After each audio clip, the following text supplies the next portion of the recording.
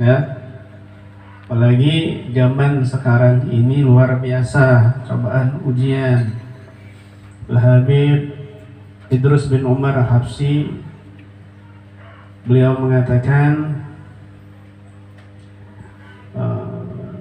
innama yahsunu minal ibti'alat di ahlil fadl fil ahwal wal amwal sababuhu tarkuhum li riyadatin matlubati minhum allati kanat li salafihim falamma tarakuha ikhtiyaran waqa'at alaihim ittiraran. Penyebab orang-orang yang memiliki keistimewaan, keutamaan, para habaib, para kiai, dan juga kita yang Allah takdirkan tersambung ilmu kita kepada mereka, memiliki keutamaan, dijadikan umat Nabi Muhammad, memiliki keutamaan, dijadikan para pecinta Nabi Muhammad, ahlu sunnah wal jamaah, akan didapatkan cobaan di dalam ahwal, keadaan-keadaan. Mungkin kendor dakwahnya, mungkin ibadahnya nggak semangat, silaturahminya hilang, kekompakannya hilang. Mungkin disebabkan wal amwal, dan juga dalam hartanya, ekonominya kacau, sempit. Sababu, penyebabnya adalah apa? Tarkuhum, kita meninggalkan liriyadatil matlubah minhum, riyadah yang dituntut dari kita oleh mereka, allati kanat li salafihim, yang riyadah ini pernah dilakukan salaf-salaf kita. Baca zikirnya, mujahadahnya, khalwatnya, adatnya, akhlaknya, auratnya udah nggak ada lagi. Malas, makan tidur, apalagi yang berhubungan dengan urusan orang awam, masuk jadi kades, masuk jadi camat, masuk jadi bupati, masuk jadi menteri, meskipun dia santri atau ulama, terkadang atau kebanyakan langsung kendor ibadahnya, nggak semangat. Umumnya seperti itu. Kenapa? Karena banyak orang yang ain kepada dia, ain hasib, pandangan hasud, sehingga melemahkan ruhnya, spiritualnya. Kalau dia nggak dibantu, nggak disupport dengan orang-orang yang ahli spiritual, atau dia karena dia malas, akan tambah terperosok jauh. Nah, ini bisa dibuktikan, tanya aja sama mereka. Mau kades, mau gubernur, mesti kendor ibadahnya. Kalau tidak didukung, tidak disupport dengan teman-temannya yang ahli istiqamah, ahli dzikir. Ya. Falamma tarakuha ikhtiyaran, ketika kita meninggalkannya secara sengaja, balas, nggak digembleng nafsunya, waqat alaihim itiraran, maka cobaan-cobaan itu fil ahwal wal amwal terjadi kepada kita. Kita disuruh, diajak introspeksi diri sama beliau. Jangan salahkan siapa-siapa. Kamu meninggalkan adabnya datuk kamu meninggalkan akhlaknya salaf kamu meninggalkan wirid dzikirnya salaf kamu tinggalkan itu semua. Jangan salahkan cobaan-cobaan dari Allah berupa keadaan dan amwal, harta, terjadi kepada kita semuanya. Na'udzubillah min. Maka perkumpulan seperti ini, silaturahmi ini merupakan upaya dan usaha kita untuk menjaga, melestarikan tradisi guru-guru kita yang saleh. Barokahnya di sini. Ada ratib, ada tawassul. Ya, Banyak memang kelompok-kelompok komunitas yang rutin istighosa, manakib, juga tawasul. Tapi walhamdulillah KBRA mewarnai itu semua menjadi promotor juga, menjadi supporting mereka juga, supaya ayo bangkit bareng-bareng tawasulan, karena kita butuh madad, butuh mauna, wasilah orang-orang soleh kita yang sudah meninggal dunia, karena mereka sesungguhnya ini tidak meninggal dunia, tidak wafat, tidak wafat, ya, hati-hati. Dan zaman dulu Belanda itu melemahkan pribumi itu dengan cara mereka ini dihasut, diprovokasi untuk meninggalkan ulamanya, baik itu kiai di pribumi atau pendatang dari kalangan dzurriyyah Nabi Shallallahu Alaihi Wasallam. Kenapa? Karena sejarah-sejarah mengungkap, dan banyak memang sejarah yang aslinya itu dibakar oleh Belanda, sehingga orang mau mencari kebenaran yang sesungguhnya nggak bisa, sulit kecuali dengan upaya yang sangat keras sekali. Karena buku manuskrip dibakar oleh Belanda, bahkan kalau nggak diserahkan ke Belanda dibunuh, ya, sedikit sekali. Akhirnya banyak yang dibakar. Di situ terungkap bahwa banyak Belanda ini ketar-ketir ketika terjadi revolusi jihad, revolusi suci yang dipimpin oleh para keturunan Nabi saat itu. Seperti di Aceh ada Al-Habib Abdurrahman Az-Zahir Ba'alawi ke tahun 1873. Datanya ada dari majalah-majalah luar yang menceritakan hal itu di saat itu, ya, data primer dan sekundernya ada semua kuat, sehingga Al-Habib Abdurrahman Az-Zahir diungsikan ke Jazirah setelah ketangkap, lalu diasingkan ke Jazirah sampai meninggal dunia. Terus demikian sampai Sunda Khorangan mempelajari itu semuanya. Dia berpura-pura masuk Islam dengan nama Abdul Ghaffar, menikah dengan seorang putri kiai di Bandung. Lalu dia ke Mekah 6 bulan di sana karena sempat ketahuan surat menyurat rahasianya itu ketahuan, dengan dosen di Jermannya itu ketahuan. Lalu diusir sama orang Saudi, nggak nyampe setahun, rencananya setahun. Dia untuk mengawasi pergerakan orang-orang haji dari Indonesia. Tokoh-tokoh masyarakat pribumi yang haji diawasi. Kenapa kalau pulang haji kok ada semangat revolusi? Ketar-ketir Belanda. Maka di situ dibuat fitnah, isu macam-macam bahwa Indonesia ini tidak ada peran dari Arabnya. Padahal bisa dihitung 70% bahasa Indonesia diserap dari bahasa Arab. 70% bahasa Indonesia diserap dari bahasa Arab. Itu nggak bisa diingkari. Silakan cek di KBBI, ya, Kamus KBBI. Nah, kemudian mereka mulai menghapus bahasa Arab dan seterusnya.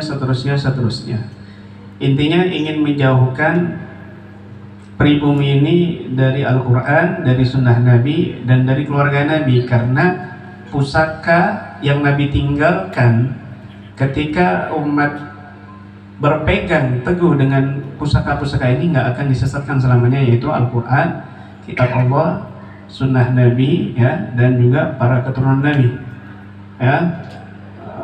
Ini taraktum fikum mustaqalan, aku tinggalkan kepada kalian 2 hal yang berat, yaitu kitab Allah dan Sunnah Nabi.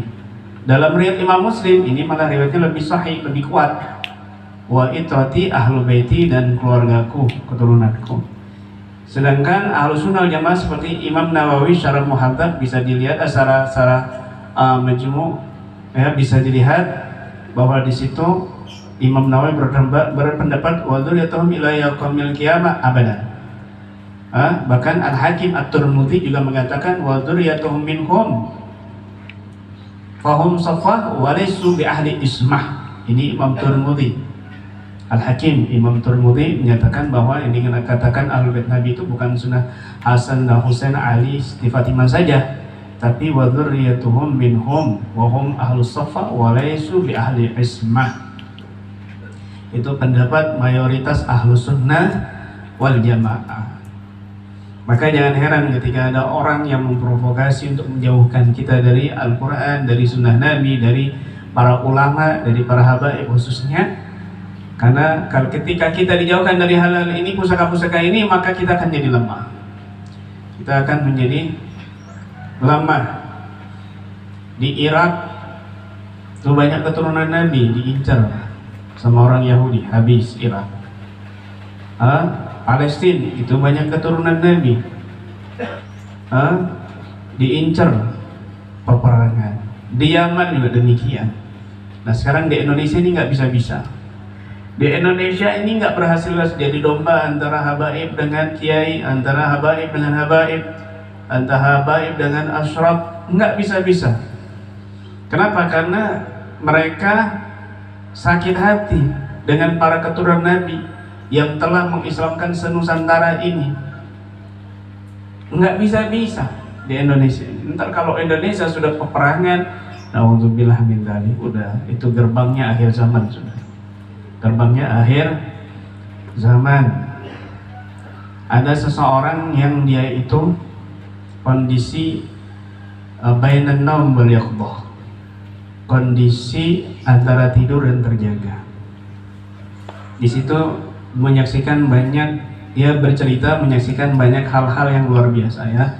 Ini boleh dipercaya, boleh tidak, karena ini penglihatan bainan naum wal yaqdhah ya. Apa bainan naum wal yaqdhah itu? Nanti saya jelaskan.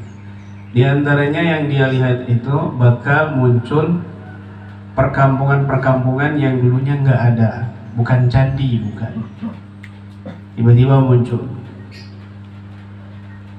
Kemudian juga di situ dia melihat ada Imam Mahdi sudah keluar. Nah, orang-orang khususnya yang di sana di Mekah ini mengutus beberapa utusan mencara ke seluruh dunia, termasuk di Indonesia.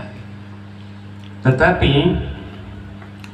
ketika mau ngasih tahu kepada seseorang yang punya andil yang sudah diketahui dalam Lauhul Mahfuz, dia akan andil di akhir zaman bersama Imam Mahdi. Ketika mau datang ke situ, tapi pasukan Dajjal yang sudah memantau dia sejak anak itu dalam rahim ibunya sampai mungkin sekitar umur 30 atau umur 25, dipantau gerak-geriknya. Karena kan di Lauhul Mahfuz itu kan ada api, nggak bisa dilihat. Kalau dulu bisa dilihat, dekat saja kena terbakar. Hingga mereka membuat rumusan, gerakan ini, oh ini kematian, gerakan ini, oh ini dakwah, gerakan pena krecek-krecek, oh ini usia, oh ini kematian, oh ini jodoh, dibuat rumus sama mereka. Ya sekian persen kebenarannya, karena ribuan tahun mereka. Nah, kemudian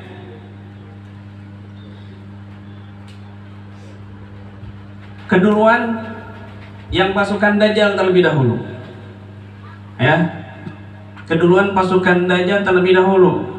Saya memberitahu kepada kalian, ini bukti bahwa Imam Mahdi sudah muncul. Karena ketika munculnya Imam Mahdi nggak ada orang yang percaya. Baik, Imam Mahdi kan ya dalam hadis yang sahih itu mengucilkan diri, bahkan dia hijrah dari Mekah ke Madinah, Mekah Madinah berulang-ulang. Abi Umar bin Hafid menyebutkan sampai 3 kali, 13 marat. Saya membawa pesan dari Imam Mahdi, padahal pasukannya Dajjal, cuma pakaiannya Masya Allah kayak wali sudah. Ini buktinya Imam Mahdi sudah muncul begini. Yang ini kalau dia tidak hafal Al-Kahfi ayat 10 pertama dan terakhir, maka di keningnya dia nggak akan bisa melihat kafarah, sehingga dia terpengaruh. Maka dia nanti diajak ke Dajjal, naudzubillah min. Padahal ini yang utusan dari Imam Mahdi lah baru sampai, udah hilang, udah keangkut duluan, jadi terlambat dia. Kalau dia hafal baca, dikelihatan, oh ini bukan utusannya Imam Mahdi, tapi ini Dajjal. Nah, maka dia membuat antisipasi sampai bertemu dengan yang utusan murni dari Imam Mahdi. Itu bukan di Indonesia tapi seluruh. Nah ini bisa dipercaya, bisa tidak, karena ini cuma penglihatan orang itu antara tidur dan terjaga. Di antara yang dilihat itu banyak, banyak akan nanti di akhir zaman dengar kabar muncul pulau-pulau atau perkampungan yang dulunya hilang, wujud kembali, bukan candi, bukan. Nah kemudian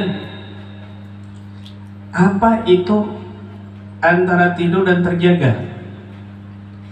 Kita tahu kenal adzan nggak?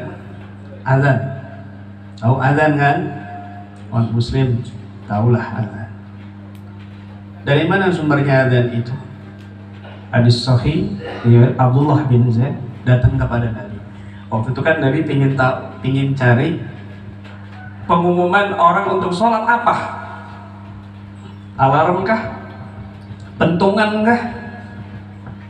Abdullah bin Zaid datang kepada Nabi, ya Rasulullah, ini labainan naim wa yaqdan it atani atin fa'arani yang azan. Ya Rasulullah, aku antara tidur dan terjaga, datang seseorang kepadaku lalu aku diajarkan azan. Antara tidur dan garis merahi, catat baik-baik. Antara tidur dan catat baik-baik. Maka Rasulullah memerintahkan Bilal, laksanakan yang dilihat oleh Abdullah bin Zaid, wahai Bilal. Diajarkan oleh Abdullah bin Zaid apa yang dia lihatnya antara tidur dan terjaga, bukan mimpi, tapi antara mimpi dan terjaga. Dengan baik-baik. Akhirnya sampai sekarang adzan muncul. Insya Allah. Jadi syiar itu penglihatannya antara tidur dan terjaga jadi dalil, jadi syiar. Maka apa yang terjadi oleh orang-orang soleh antara tertidur dan terjaga ya seperti itu. Ya, perhatikan baik-baik Imam Ghazali dalam kitab Kimia Usa'adah. Dicek lagi kitabnya biar paham.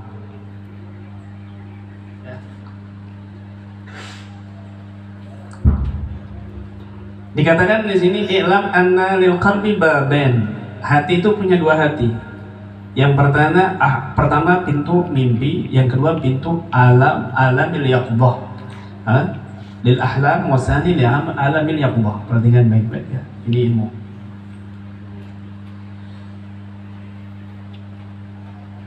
Fa inna ma berapa perlu dihafal. Kalau manusia itu tidur, ghuliqa babul hawas, ditutup pintu indrawi. Fayuftah lahu babul batin, dan dibuka baginya pintu batin. Wa yukshaf lahu ghaibun min a'lamil malakut wa minal lawfil mahfud, dan disingkapkan baginya alam malakut dan alam lawful mahfud. Perhatikan baik-baik. Jadi tidur ini bisa menembus dimensi alam malakut, dimensi lawful mahfud. Itu tidur. Satu. Wa amma makana min adh-dhahir, kata Imam Ghazali, adapun yang zahir indrawi ini, fayadunun nas, manusia mengira anna bihil yaqdah, bahwa yang zahir ini itulah yang sadar. Indrawi kita, mata, penglihatan, pendengaran, penciuman, ini kesadaran yang sesungguhnya, katanya. Wa annal yaqdah aula bil ma'rifah, dan sesungguhnya yang sadar yang zahir ini aula bil ma'rifah, aula ayyusamma bil ma'rifah, yang lebih patut disebut tahu sesungguhnya, sejatinya. Jadi kesadaran zahir ini orang-orang banyak, orang awam mengira ya ini sadar ini, yaqdah ini. Syuk, perhatikan baik-baik. Kan Nabi pernah ngomong begini, dengarkan baik-baik. Man ra'ani fil manam fasayarani fil yaqdah. Apa makna yaqdah itu? Ini maknanya. Barang siapa yang dia bermimpi kepadaku, dia akan melihat aku fil yaqdah, dalam kondisi terjaga, dalam kondisi sadar. Bukan sadar yang begini-gini, bukan. Paham? Ma'annahu la yubsaru fil yaqdah, padahal tidak bisa dilihat fil yaqdah, kondisi sadar. Syai'un min alamil ghaib, sesuatu dari alam gaib. Wa ma yubsaru bainan nam wal yaqdah. Nih, dengarkan baik-baik, catat lagi nih, garis bawah ini. Wa ma yubsaru bainan nam wal yaqdah, dan apa yang dilihat antara tidur dan terjaga, aula bil ma'rifah, ay aula ayyusamma bil ma'rifah, lebih patut disebut tahu yang sejatinya. Imam Ghazali loh yang ngomong, penglihatan pandangan orang antara tidur dan terjaga, aula bil ma'rifah, itu yang disebut yaqdah yang sesungguhnya, sadar yang sesungguhnya. Mimma yubsaru, ketimbang apa yang dilihat, min tariqil hawas, dari cara indrawi. Dengarkan baik-baik, saya bingung untuk menyebut istilah ini apa. Bainan nomong yaqdah ini istilah apa? Ada nggak? Saya cari di Maktabah Syamilah, enggak ada. Di kitab-kitab enggak ada. Ribuan kitab saya cari, enggak ketemu. Istilah ini enggak dapat. Ya Allah, wasilah TikTok, ya bisa dibilang barokahnya Syekh TikTok. Ketemu para habaib di TikTok, dan di TikTok itu ada berbagi hadiah. Saya suka bagi-bagi hadiah ke mereka, gift, top up, gift. Akhirnya sampai kenal. Nanti kalau ke Jakarta mampir ya, ternyata Habib besar, punya majlis besar, jamaah kalau datang ratusan ribu sampai jutaan. Ya, Habib Hasan bin Ja'far As-Segaf. Habib Hasan bin Ja'far As-Segaf, beliau ini neneknya itu adalah keturunan Al-Habib Musib bin Abdullah Al-Abtas Empang Bogor. Sudah habis ceramah diajak ke sana, dikasih tabarukan tongkatnya, imamahnya, bahkan saya ini dikasih serban ini sama Habib Hasan, ini serban dari Habib Umar bin Hafid. Waktu itu beliau belum cuci, masih kotor waktu. Ini Ustaz, ini dari Habib Umar bin Hafid, ya. Ini saya kasih antum. Ya, serban ini dari Habib Umar bin Hafid. Nah, kemudian dikasih tongkat juga, tongkat dari Irak. Pas beliau ziarah ke Syekh Abdul Qadir Jilani. Nah, kemudian dikasih kitab, 2 kitab, satunya tipis, satunya tebal segini, karangan Habib Empang Bogor. Ya, nama kitabnya Ad-Durarun Nafas. Ternyata ini kitab, di saat itu juga ini saksinya Habib Abdullah. Saksinya di situ waktu saya buka, plek, saya kaget, sebenarnya kaget. Masya Allah, kok ini yang saya cari? Kitabnya nggak saya bawa, tebal banget soalnya ya. Cuma lembarannya saya foto. Nah, dengarkan baik-baik, ternyata ini jawabannya dapat. Saya cari ribuan kitab nggak ketemu, di kitab ini dapat. Apa itu? Dengarkan baik-baik. Ru'yal wali lin nabi takunu fi hadi yaqdati dzalikal wali, la fi hadi yaqdatin nabi. Melihatnya seorang wali kepada nabi itu kondisi kesadaran si wali itu, bukan kondisi kesadaran si nabi. Wahyal fahwaniyah, dan kondisi semacam itu disebut kondisi fahwaniyah. Ini baru buat saya, fahwaniyah ini. Yang saya cari kondisi bainal mulyadah ini apa? Nggak ada di kitab. Kalau di umum orang barat itu mengistilahkan dengan trance, kondisi trance. Paham ya? Nggak tidur kondisi trance itu orang barat. Tapi di kitab ini kondisi apa? Beda trends yang dipelajari orang barat, yang dikaji orang barat, yang ditemukan orang barat dengan tren atau fahwaniyah, kondisi orang-orang tertentu beda kondisi, beda keadaan, beda rasa. Ini nggak ada, nggak mereka temukan. Wahya barzahun bainal misal wal yaqdah. Kondisi fahwaniyah adalah kondisi antara barzah dan misal. Kondisi fahwaniyah adalah kondisi barzah satu dimensi.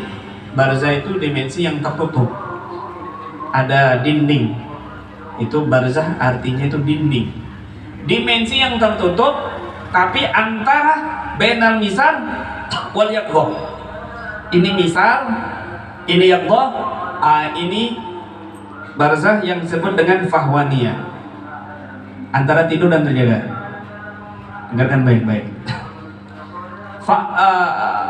Falirai khamsu halat. Orang yang memandang kondisi gaib itu ada 5 kondisi. Fa'awaluha al-manam, yang pertama manam, tidur. Man ra'ani fil manam fasayarani fil. Catat baik-baik. Yang pertama tidur. Sumal khayal, kemudian khayal. Khayal ini bukan halusinasi, hayalan bukan, tapi khayal di sini al-aqlul khayali. Bisa dicek di kitab Imam Ghazali Kashful Anwar apa makna al-aqlul khayal, dan di kitab di pelajaran mahir sudah saya jelaskan. Kemudian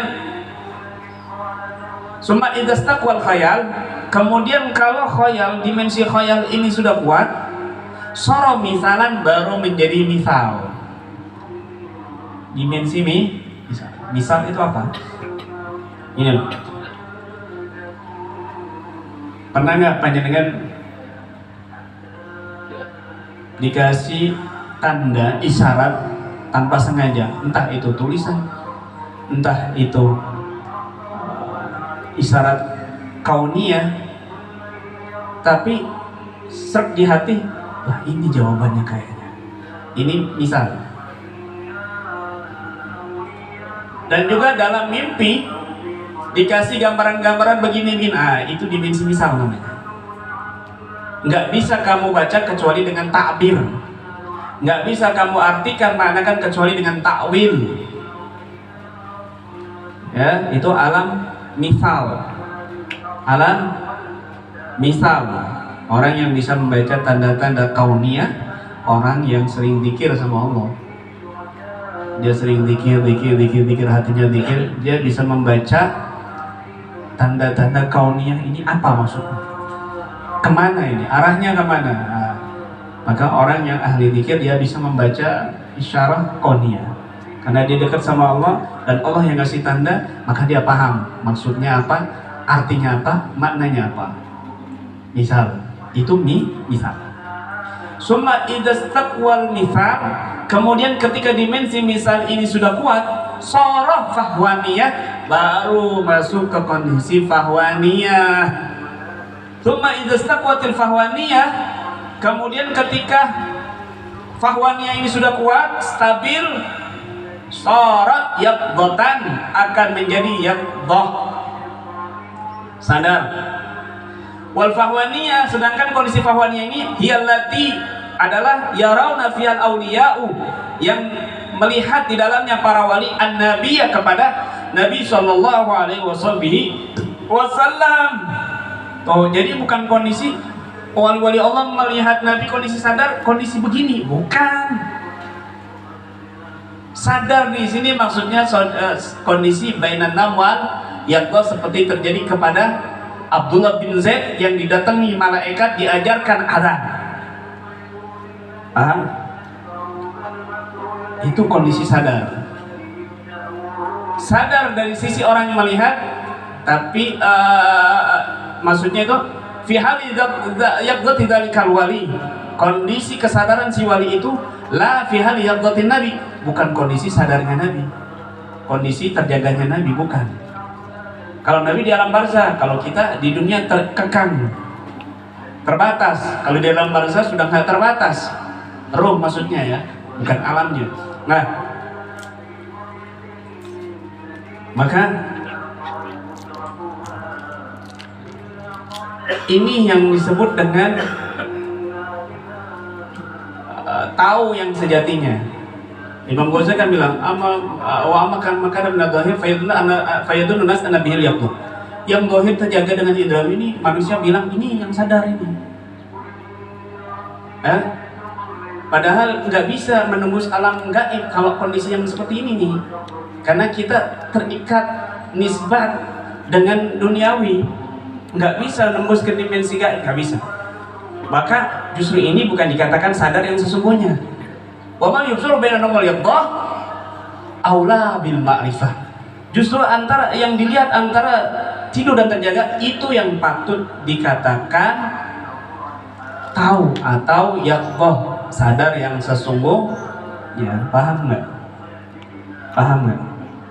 Nah, makanya di sini Imam Ghazali mengatakan lebih lanjut dalam kitab beliau Kimya Usaada, wala tadunanna, jangan kamu mengira anna hadhihi taqata, bahwa energi ini, kekuatan ini, tanfatih bin nawm wal maut faqat, akan terbuka bisa dilihat dalam kondisi tidur dan mati saja.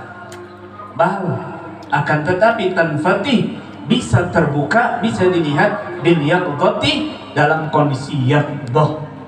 Tuh, jadi yaqdah ini bukan, kita kalau paham berarti yaqdah ini bukan kondisi yang begini, bukan. Bukan. Kondisi antara tidur dan terjaga yang disebut dengan fahwani, ya, kondisi fahwaniyah itu yang dimaksud kondisi fahwaniyah. Maka orang-orang soleh, wali-wali Allah itu ketika kondisi seperti itu, ya, ini kita sebut dengan ja'atil hal. Nih, lagi datang hal ini.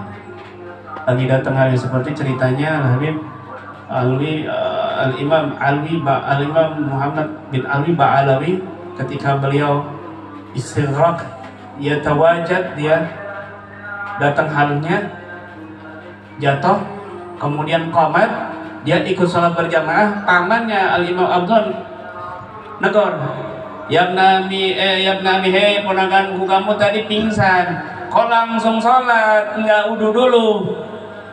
Bi'izzatil ma'bud, kata beliau, ini syaribtu wa tawadatu alal kausar, sumpah demi zat yang disembah, tadi aku minum dan berwudu di telaga kausar, jenggotnya diperes keluar air, ya, jenggotnya diperes keluar air. Ya nggak bisa kita tiru. Kalau ente kondisi mendem, bukan fahwaniyah. Misalnya ini fahwaniyah, enggak, mabok, mendem, ojo sok-sokan, ojo lap mahe lapan, ya, beda. Nah, ada, itu yang saya maksud. Jadi ada orang yang dia melihat kondisinya dia orang bagus, seperti itu. Kondisi Indonesia ini memang lagi di panas-panasin. Jadi kita jadilah yang menyejukkan bagi orang yang bernaung di kita, yang dekat sama kita. Dan kalau di media sosial tuh kita disebutnya pasukan hijau. Di dunia TikTok tuh pasukan hijau. Karena di TikTok itu kita paling adem daripada yang lain. Itu family dan agen-agen yang agensi-agensi lain itu panas. Tapi kalau di pasukan hijau yang ada di TikTok itu adem, bersatu, kompak, satu komando, ya, seperti hijau-hijauan. Kita bernaung di situ, dia akan kompak, kan? Kita dekat, adem. Baltan fati bil yaqdah liman akhlasal jihad wa riyadhah, akan terbuka dalam kondisi sadar, bukan cuma tidur dan mati. Saya kalau udah mati kan kebuka semua itu, kebuka semua. Orang soleh ini kalau meninggal dunia, dia itu nyenyak tidurnya. Orang kalau tidur nyenyak, bangun tidur nikmat gak? Nikmat. seger, dadanya pelong, dadanya pelong. Padahal dia sumpah sebelumnya urusan utang, urusan ini banyak masalah. Ketika tidur, makanya kalau orang lagi kecelakaan, orang jatuh, bawaannya pingin tidur. Kenapa? Pingin mengurangi rasa sakit. Tidur bisa mengurangi rasa sakit, bisa menjadi kesembuhan. Demikian juga orang-orang soleh yang meninggal dunia dengan banyak cacian, makian, kezaliman dari orang-orang, dia meninggal dunia itu tenang, dia ingin menghilangkan rasa perih. Bangun tidur legoh, pelong. Makanya jangan ditangisin. Kenapa? Kalau orang lagi tidur nyenyak-nyenyak dibangunin, pusing nggak? Pusing. Demikian juga gitu. Ada orang soleh meninggal dunia terus kamu nangis-nangisin. Keluarga kamu yang baik meninggal dunia terus kamu tangisin. Udah pasrah, tahu kalau dia udah tenang. Jangan kamu bikin gelisah mereka, puyeng nanti di sana, pusing. Ibaratnya lagi tidur nyenyak dibangunin, bangun jaga, pusing langsung. Nah, tidak. Kemudian di sana hilang. Wanaza'na ma fi sudur min ghillin, dicabut rasa kebencian, hilang semuanya. Orang bangun tidur itu kayak nggak ada apa-apa, hilang lagi. Cuma sebentar, itu kan di dunia. Gambaran itu kenapa? Karena tidur itu saudara kemati. Naum akhul maut. Naum akhul maut. Ketika orang mati kelihatan semuanya. Pingin tahu masa lalu seseorang bagaimana, padahal dia lupa sekarang ini dibuat tidur, dikondisikan tidur, tren. Kemudian makanya muncullah ilmu psikomatis. Bagaimana? Dan ternyata ini sudah dulu pernah kita praktekkan dulu, cuma nggak ditulis. Ada orang kesurupan, kita curiga rumahnya. Karena dia cerita di rumahnya di bagian belakang mesti dia linglung. Ya sudah, kita bentengi dia, datangi rumahnya, kita bentengi, kemudian kita ke belakang, kita gali yang paling dalam, ketemu batu. Pokok asal-asalan sudah. Sudah, kita tutup lagi, kita gelar tikar di situ, orangnya kita suruh tidur di situ sama suaminya. Yang perempuan ini tiduran, suaminya di sampingnya. Lalu batu ini dia pegang. Batu ini dia pegang, kita baca ayat-ayat tertentu, Allah yatafallahu fina mautiha ila akhirih. Kemudian dia gemeter-gemeter, dapat sekitar 2 menit, kita bangunkan dan kita langsung bawa ke dalam. Kita tanya, apa yang terjadi? Dia melihat di mana batu ini terjadi di saat itu. Ada. Di mana batu itu di zaman orang-orang, di mana batu itu berada. Dia melihat di situ banyak jawara-jawara, petapa-petapa di situ. Itu ternyata dulunya pohon besar, batu-batu besar, orang-orang bertapa di situ menaklukkan jin-jin di situ untuk jadikan khodam.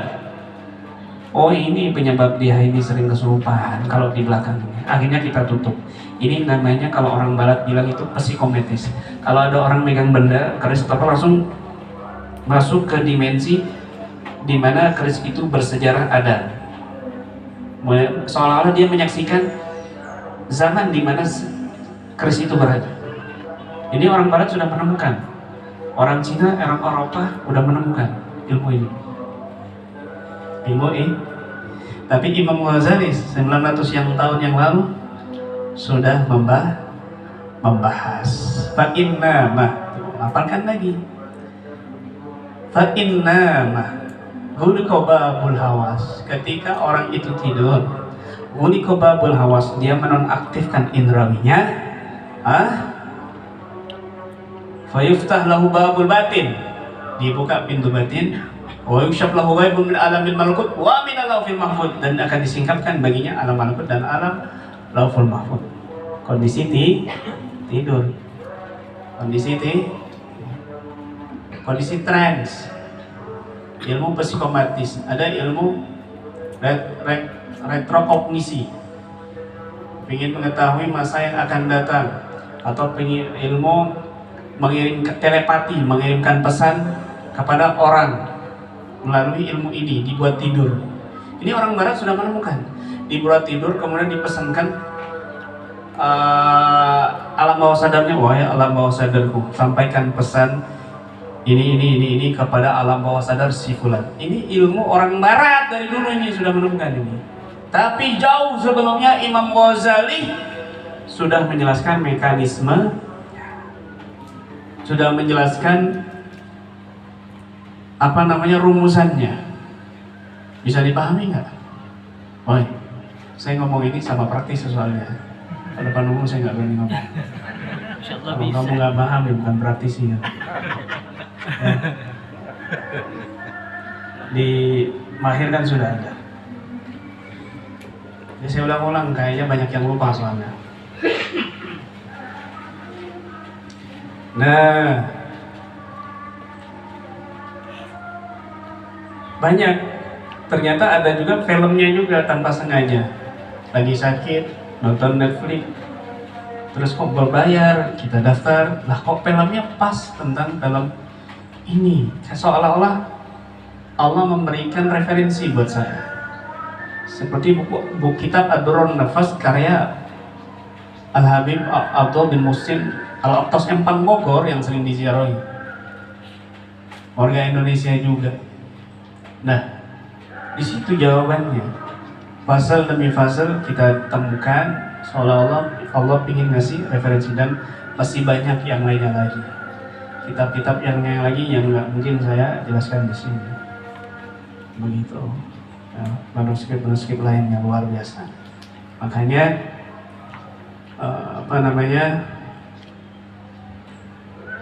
jangan suudzon sama orang-orang soleh ya. Mereka memandang ini udah husnudzon aja, meskipun kita nggak percaya husnudzon aja. Karena kadang-kadang kondisi dia melihat itu kondisi beda sama kita. Saya sering melihat Nabi begini dalam kondisi dia sadar, tapi sadar itu sadar yang kita jelaskan tadi, bukan sadar seperti ini Nabi datang, bukan. Bisa dipahami? Begitu. Ini wallahu a'lam ya. Mudah-mudahan pertemuan ini menjadikan kita lebih semangat lagi, lebih kompak lagi, bersatu kembali, dan mudah-mudahan kita dikumpulkan dengan orang-orang yang ditawasuli. Dan tadi pertanyaan ada di mana makam siapa? Ayub Habibin Abu Bakar Al-Faqih ya di Sumeneb. Belum ketemu? Sudah? Tadi katanya belum. Oh iya, ada gerbang hijaunya kan? Ininya ada kan? Ya di situ. Iya. Beliau juga hidup di zaman Belanda juga.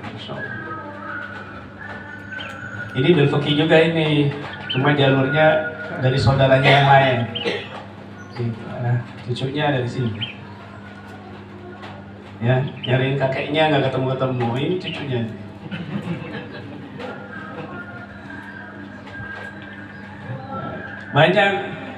Banyak makam-makam wali itu yang mereka itu mastur, yang mereka itu memang berdoa sama Allah, sengaja doa sama ya Allah, jadikan makam pun nggak diketahui orang-orang. Pesan sama keluarga saya mau meninggal, sekiranya kalian nggak tahu saya di mana. Ada yang begitu. Nah, ini nggak seberapa. Yang terlihat, yang nampak, yang nggak nampak lebih banyak lagi. Makanya Indonesia itu luar biasa sampai sekarang bertahan. Kenapa? Karena buminya wali Allah di sini. Ya seperti yang saya jelaskan sebelumnya, kan terakhir ya. Kan Nabi bilang bahwa inna iblis yadha arsal alal ma. Iblis itu meletakkan singgasananya di laut, tapi kan kita nggak tahu lautan mana ini, nggak ada komentar para ulama, nggak ada lautan mana. Cuma kita cari hadis yang lain. Ya ini kajian, nggak boleh memastikan satu hadis yang mujmal kita pastikan ini nggak boleh sebenarnya. Tapi sekedar kajian nggak ada masalah. Tidak boleh meyakininya 100%. Karena kajian. Kalau nggak ada ta'yin khossahnya dari hadis yang lain, nggak bisa kita ta'yin. Itu kaidahnya gitu. Cuma kita mempelajari dari hadis-hadis yang lain, kita bisa mengantisipasi, bisa menebak gitu. Tapi kita masih meraba-raba juga bahwa di hadis yang lain Nabi menyatakan ketika ada dajjal kecil, "Mada tara, apa yang kau lihat?" "Ara arzan alal bahri haulahu hayat." Aku melihat singgasana di atas lautan yang sekitarnya banyak ular. Ya, wallahu a'lam, mungkin ya pantai selatan itu lautan selatan. dari Selat Sunda sampai Jember sana Banyuwangi ya. Makanya yang bermasalah itu situ semua. Coba kaki cek para wali 9, makamnya di mana? Di utara semua, nggak ada yang di selatan. Wali-wali yang di selatan sedikit. Ya mungkin wallahualam Nabi Khidir juga ada di utara, Ashabul Yamin. Kalau sini sebetulnya Ashabul Shimal. Ya mungkin juga di Laut Madura, kan nggak tahu juga. Nabi Khidir wallahualam. Nah, dan kenapa saya berkesimpulan ini kajian bisa sana. Iblis itu singgasananya ya di Indonesia. Di Indonesia. Kenapa kok di Indonesia banyak walinya? Habaib kiai, para wali, masyhurin wa masturin. Kenapa? Ya iblisnya ada di Indonesia. Singgasananya ada di Indonesia. Pondok paling banyak di mana? Di Pasuruan, di Jember. Wah, ribuan pondok di sana. Tapi nggak semua pondok itu pondok bersih, suci. Banyak juga pondok setan. Begitu. Ya, hati-hati. Dan dari situ ya Allah a'lam bishawab. Ya, mudah-mudahan menjadi ilmu buat kita semuanya, dan mudah-mudahan kita dikelompokkan orang-orang yang dekat dengan Allah dan Nabi-Nya, dan mudah-mudahan tawasul yang kita istiqomahkan membawa berkah manfaat kelak di akhirat, kumpul bersama mereka semua, amin ya rabbal alamin. Hadza minni wa minkum. Assalamualaikum warahmatullahi wabarakatuh.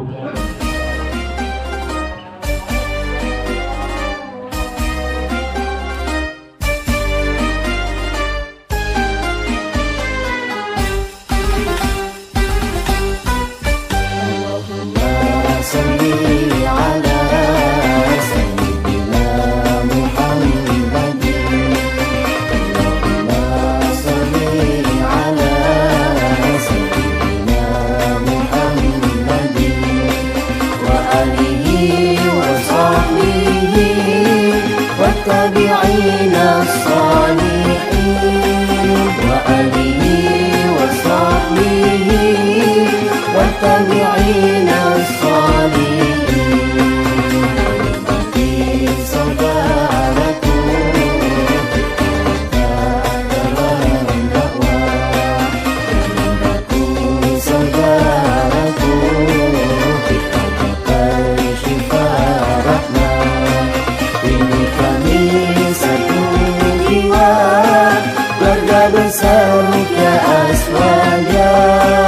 Ini kami satu jiwa, keluarga besar Ruqyah Aswaja. Yo ayo dengan Quran terapi jasmani. Yo ayo dengan Quran tetap olah hati. Yo ayo dengan Quran terapi jasmani. Yo ayo dengan Quran tetap olah hati. Satukan langkahmu bersama sang guru, satu langkah pasti. Satukan langkahmu dakwah KYRA jiwa dan raga.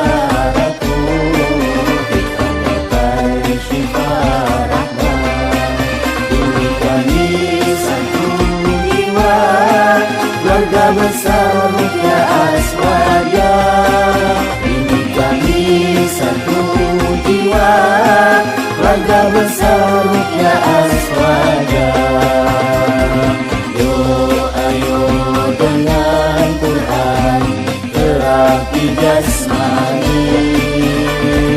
Yo ayo dengan Quran tetap olah hati. Yo ayo dengan Quran terapi jasmani. Yo ayo dengan Quran tetap olah hati. Satukan langkahmu bersama sang guru, satu langkah pasti. Satukan langkahmu dakwah KBRA, jiwa dan raga, jiwa dan raga.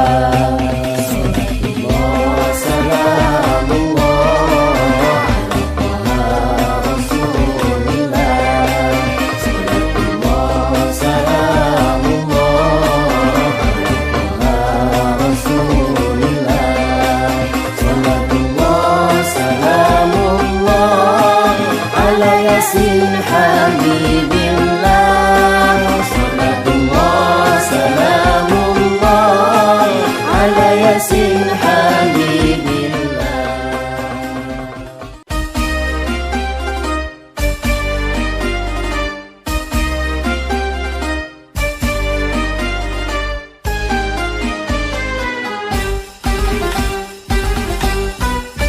Allahumma salli ala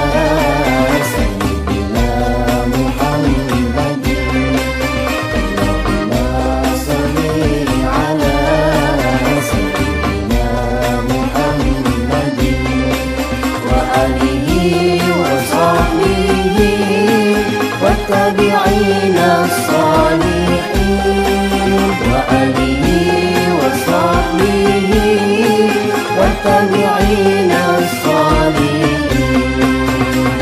Berbagi saudaraku dalam dakwah, berbagi saudaraku kita gapai syifa rahmat. Ini kami satu jiwa, keluarga besar Ruqyah Aswaja. Ini kami satu jiwa, keluarga besar Ruqyah Aswaja. Yo ayo dengan Quran terapi jasmani. Yo ayo dengan Quran tetap olah hati. Yo ayo dengan Quran terapi jasmani. Yo ayo dengan Quran tetap olah hati. Satukan langkahmu bersama sang guru, satu langkah pasti. Satukan langkahmu dakwah KBRA, jiwa dan raga.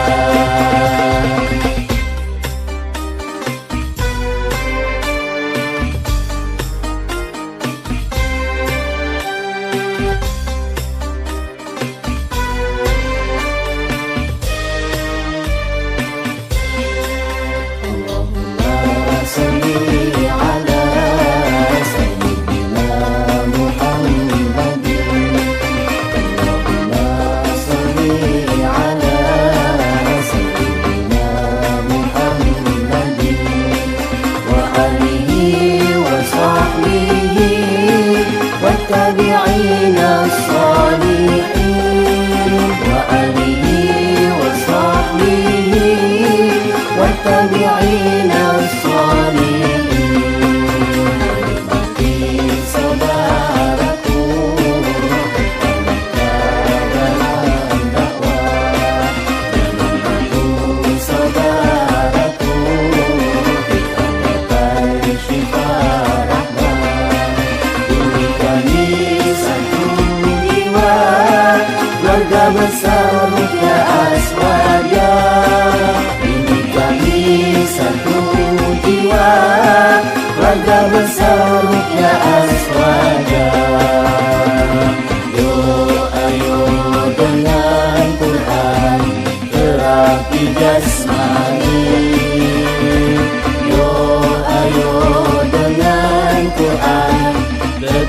olah hati. Yo ayo dengan Quran terapi jasmani. Yo ayo dengan Quran tetap olah hati. Satukan langkahmu bersama sang guru, satu langkah pasti. Satukan langkahmu dakwah KBRA, jiwa dan raga, jiwa dan raga. Salatullah salamullah ala Rasulillah. Salatullah salamullah ala Rasulillah. Salatullah salamullah ala Yasin Habibillah. Salatullah salamullah ala Yasin Habibillah.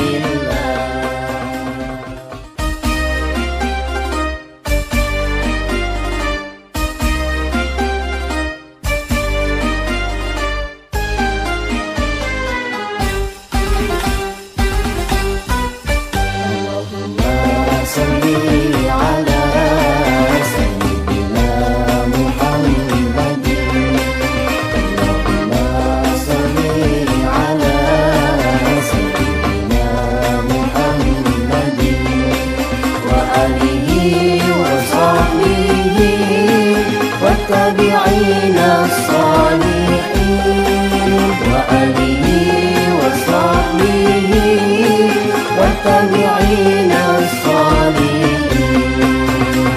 Bagi saudaraku dalam dakwah, bagi saudaraku kita gapai syifa rahmat.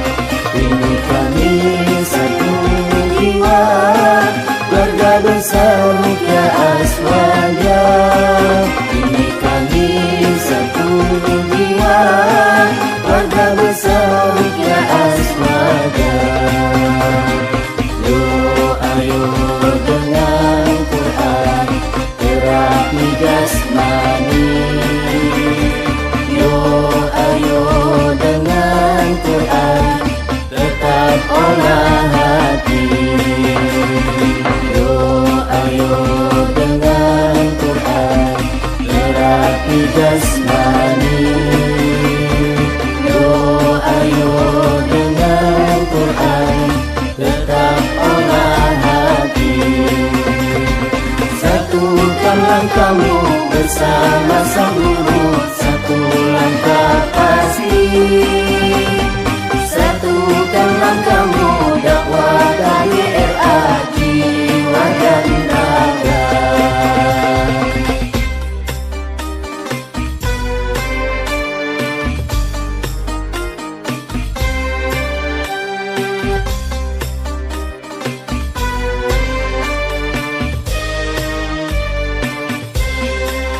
Allahumma salli ala sayyidina Muhammadin. Allahumma salli ala sayyidina Muhammadin wa alihi wa sahbihi wa tabi'ina as-salihin. Wa alihi wa sahbihi wa tabi'ina as-salihin. Bagi saudaraku dalam dakwah, bagi saudaraku kita gapai syifa rahmat. Ini kami satu jiwa, keluarga besar Ruqyah Aswaja. Ini kami satu jiwa, keluarga besar Ruqyah Aswaja. Yo ayo dengan Quran terapi jasmani.